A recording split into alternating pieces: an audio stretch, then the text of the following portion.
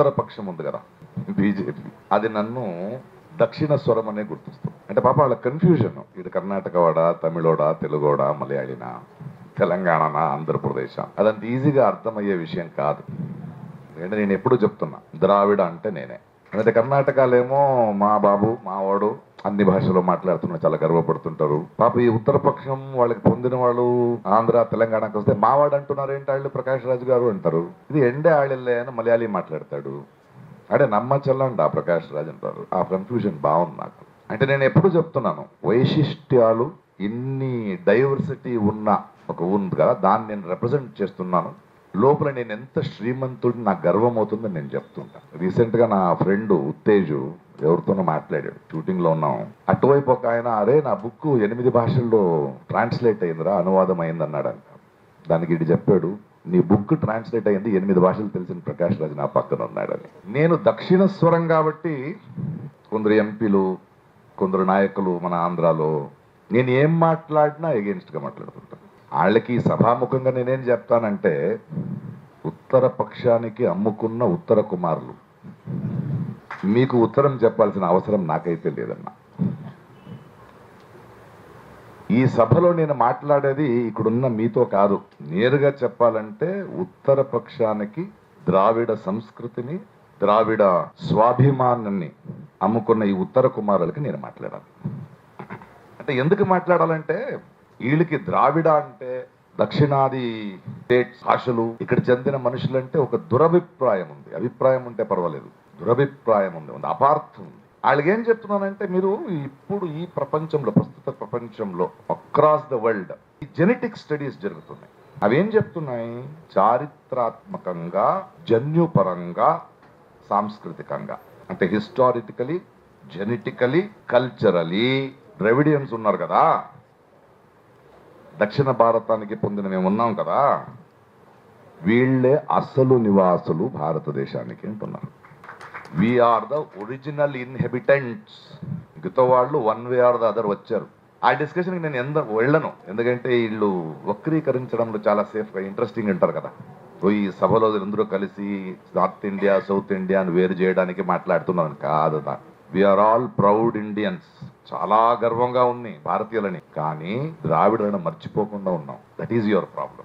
ద్రావిడానికి problem, beautiful thing ఏంటంటే, we welcome everybody. మనకి మీరు వేరు మేము వేరు అన్న సంకుచిత మనస్సు కానీ లేదు. మనకి అందరూ రావచ్చు, హ్యాపీగా ఉండొచ్చు, కానీ మనకి మన స్వాతంత్రం, మన అస్మిత, మన అస్తిత్వం కావాలి. దాన్ని గౌరవించండి, అంతే చెప్తున్నాం.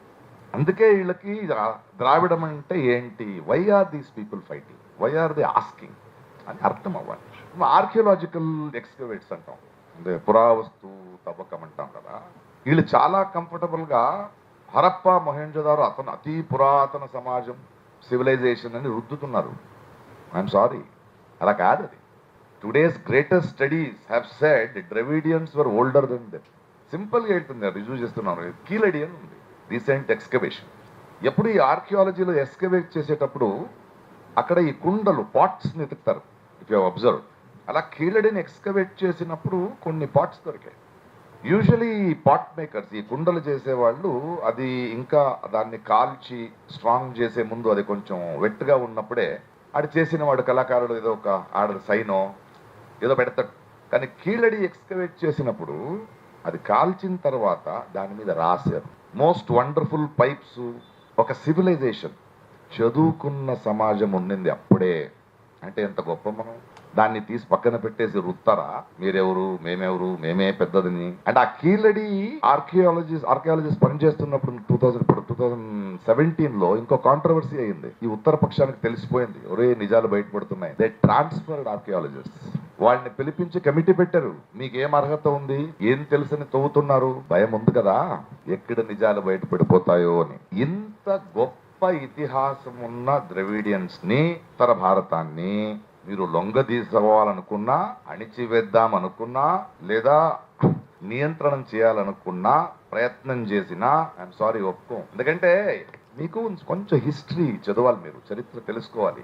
ఎప్పుడెప్పుడే ఇలాంటి ప్రయత్నాలు జరిగి ఒక ద్రావిడ ఆత్మగౌరవం, స్వయ గౌరవానికి గాయపడిశారు కదా, అప్పుడంతా ఐక్యంగా లేచారు, ఐక్యంగా తిరగబాటు చేశారు. That is the greatness of Dravidian culture. And Dravidian society. మీరు ఉత్తర కుమారులు ఉత్తర పక్షం వాళ్ళు కొంచెం హిస్టరీ తెలుసుకోవాలి. రీసెంట్ హిస్టరీ జల్లికట్టు అండి, ఎలా తిరగబడ్డారు తమిళ వాళ్ళు, చాలా గర్వంగా ఉంది ఐక్యంగా. అంతెందుకు మన తెలుగు భాషా ఉద్యమం మొత్తం రాజకీయ పరిస్థితిని గందరగోళం చేయలేదు, రాజకీయ పరిస్థితినే మార్చేసింది కదా. That is what you have to understand. ఇప్పుడు తమిళనాడులో సౌత్ ఇండియాలో లేని గుళ్ళు దేవాలయాలు మీ నార్త్ ఇండియాలో ఉందా? లేదుగా.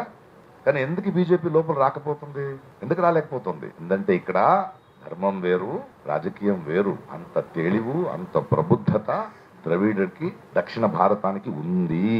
సరే మీరు అంటారు కదా చరిత్ర, సరే నార్త్ ఇండియా నేను విడదీసి మాట్లాడలేదు, బట్ అర్థం చేసుకోండి what is south India, what is north India.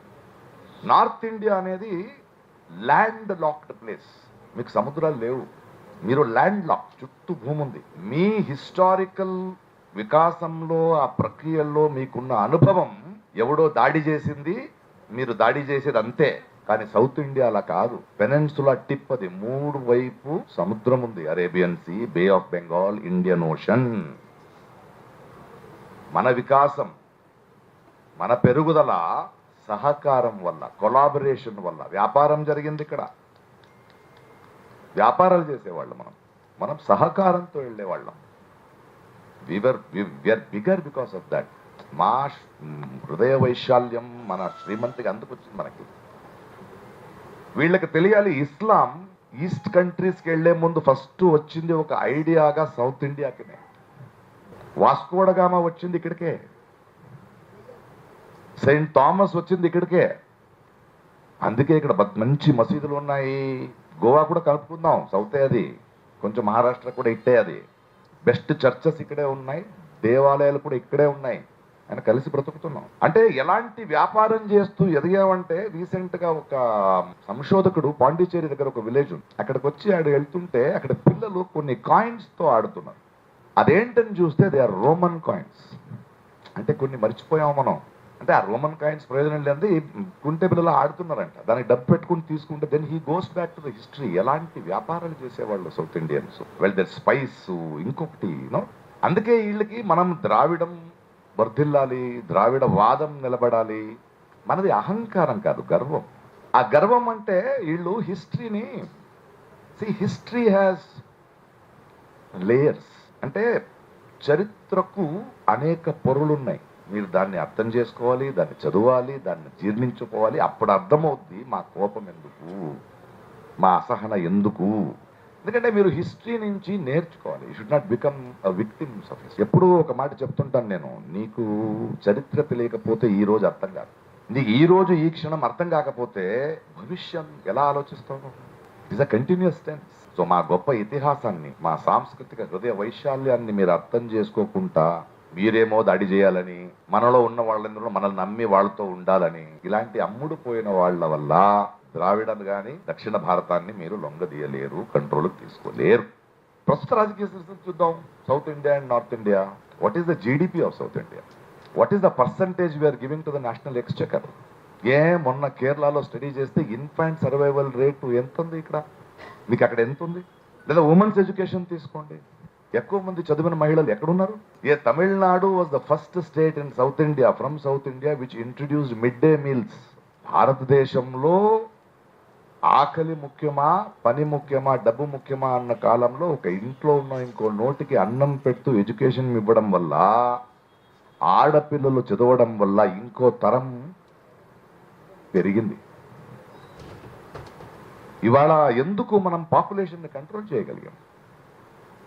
వైఆర్వి ఎందుకు వలస అక్కడి నుంచి ఇక్కడికి వస్తున్నారు? What is the importance of this country? ఈ ఇతిహాసం తెలుసుకోకుండా మీరు మాట్లాడుతుంటే ఉత్తర కుమారులారా జరగదు. అండ్ ప్రస్తుత రాజకీయ పరిస్థితుల్లో మనకు కోపం రావాల్సింది, వాళ్ళు మనల్ని రాజకీయంగా ఫినిష్ చేయాలని చూస్తున్నారు. చూడండి, రాజకీయంగా మనం ఎప్పుడు పవర్ఫుల్ లేదు. సౌత్ ఇండియా ఒక యూపీ చాలు, 2 స్టేట్లు ఉన్న ఎంపీలు చాలు వాళ్ళకి.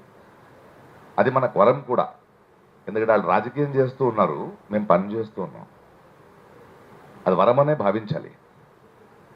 బట్ ఇప్పుడు వాళ్ళు రాజకీయంగా కూడా, అంటే they want south India to become a secondary citizen.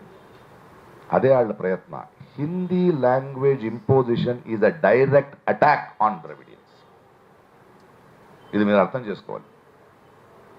అందుకే మన ఈ కొన్ని అమ్ముడు పోయిన వాళ్ళు ఉన్నారు కదా, ఉపముఖ్యమంత్రులు ఆంధ్రప్రదేశ్లో Hindi is the national language అంటారు. ఆయన పిలిచాను నేను, రా, ఏది నేషనల్ లాంగ్వేజ్ నేను చెప్తాను రా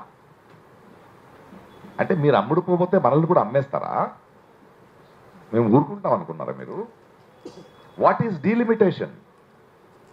చంద్రబాబు నాయుడు గారు, పవన్ కళ్యాణ్ గారు డీలిమిటేషన్, మీరు అమ్ముడు పోయారు, మీ మీద మాకు నమ్మకం లేదు, మీకు తెలియదు ఆ డీలిమిటేషన్ నుంచి సౌత్ ఇండియాకి ఏం అన్యాయం జరగబోతుందో. You want to make us more less powerful,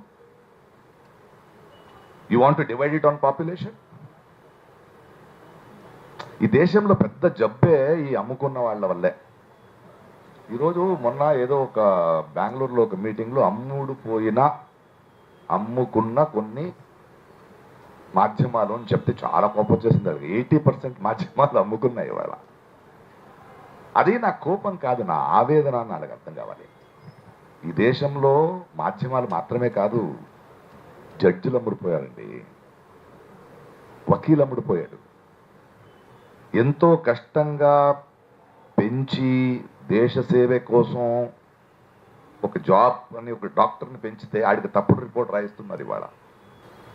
ఎన్నో లక్షలాది మంది ఓటర్స్లు ఒక ఎంపీనో ఒక ఎమ్మెల్యేనో ఒక మ్యాండేట్ ఇటు గెలిపిస్తే వాళ్ళు ఆ మ్యాండేట్ నమ్ముకుని ఈ ఉత్తరపక్షానికి చేరుతున్నారు.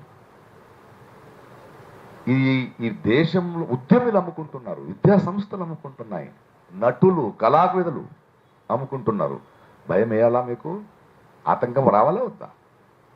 సో ఈ అమ్ముడుపోయే కార్యక్రమాలు మనతో జరగదు. మాకు ద్వేషం ఇష్టం లేదు, అది అద్భుతమైన సంస్కృతి, అది అద్భుతమైన కళాచారం. మన ఆలోచనలు కూడా రాదు ద్రావిడానికి. మనం అడుగుతున్నది, we are very proud to be Indians, respect us. మాకు ఒక కలర్ ఇష్టం లేదు, అన్ని కలర్స్ కావాలి. మీరేమో ఒకే కలర్ అంటున్నారు, నచ్చదు మనకు నచ్చదు అది. We don't want one colour. So దయచేసి అలాంటి ప్రయత్నాలు చేయకండి. అమ్ముతున్న వాళ్ళు జాగ్రత్తగా ఉండండి, ప్రశ్నించే వాళ్ళు ఎక్కువ అవుతున్నారు. ఈ బంగారు గుడ్డు పెట్టే కోడిని చంపే మూర్ఖత్వం ఎవడైనా చేస్తాడా? సో ఉత్తర భారతుడికి, ఉత్తర పక్షానికి అమ్ముతున్న ఈ ఉత్తమ కుమారులకి చెప్తున్నాను, మీరు ద్రావిడని, మన సంస్కృతిని, మన స్వాభిమానాన్ని ఇలా అమ్మితే నష్టమయ్యేది మనకన్నా ఎక్కువ భారతదేశానికి. బంగారు గుడ్డు పెట్టే కోడంటే అది దక్షిణ భారతమే, అది ద్రావిడమే. ఒకే ఒక కథ చెప్పి వాట్ ఈస్ ద డేంజర్ అని చెప్తా. ఈ మన one language, one culture, one party, one దేశం, వన్ ధర్మం. ఆఫ్రికాలో ఒక క్వీన్ విక్టోరియా అని ఒక లేక్ ఉండేది, ఒక చెరువు, చాలా పెద్ద చెరువు అది. అక్కడ ఎన్నో రకాల చేపలు, ఒక మత్స్య ప్రపంచం అన్నీ ఉండేది. ఆ చుట్టూ ఉగాండా, కీన్యా ఇలాంటి ఒక 7-8 కంట్రీస్, వాళ్ళందరూ చాలా హ్యాపీగా అక్కడి నుంచి బ్రతుకుతున్నవాళ్ళు. వాళ్ళు అక్కడ ఫిషింగ్ చేస్తూ దిడీన ఒకటికి ఐడియా వచ్చింది, అన్ని కొంచెం ఎక్కువ మాంసం ఉన్న ఫిష్ని ఇంట్రడ్యూస్ చేద్దామని. పక్కనే నైల్ నది, అక్కడ నైల్ పర్చ్ అని ఒక ఫిష్ ఉంది, అది కార్నోరియస్, అది ఇంకొకరిని తినే అంటే ఒక ఫిష్. అలాంటి ఫిష్ని దీనికి ఇంట్రడ్యూస్ చేశారు వీళ్ళు. One language, one country, one election అంటారు కదా, అలా ఫిష్ని ఇన్వైట్ చేశారు. 30 సంవత్సరాల్లో ఆ నైల్ పర్చ్ అక్కడున్న వైశిష్ట్యమైన జీవుల్ని, ఒక డైవర్స్ ఎకో సిస్టమ్ని మొత్తం తినేసి వీళ్ళు తినలేక చచ్చిపోయాయి.